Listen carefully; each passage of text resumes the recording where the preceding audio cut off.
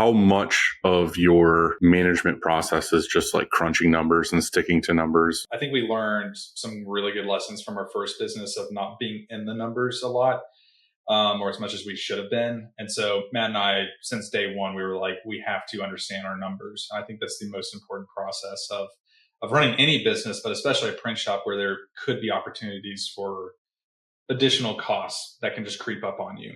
Yeah. We've had some good inspiration from the guys over at Made Lab and some of the people that worked with them on literally tracking every single process down to the minute and like what that is.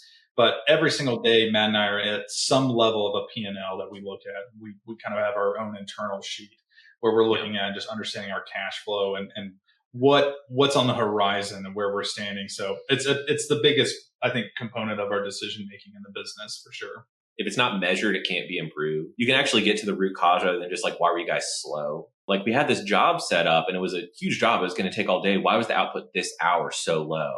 And the answer was like, oh, well, we ran out of ink for this Pantone color we mixed. And then you have to dive deeper. You're like, okay, well, why do we run out of ink for this Pantone color we mixed? We mixed it for this job.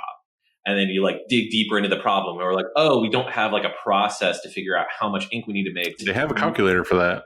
Well, yeah. So now we, right. It's like we didn't have a good process of like identifying how much ink we needed to make when Pantone colors were low, when we needed to mix more of it. And so it's nobody's fault, but now we can build a process for it and make it better.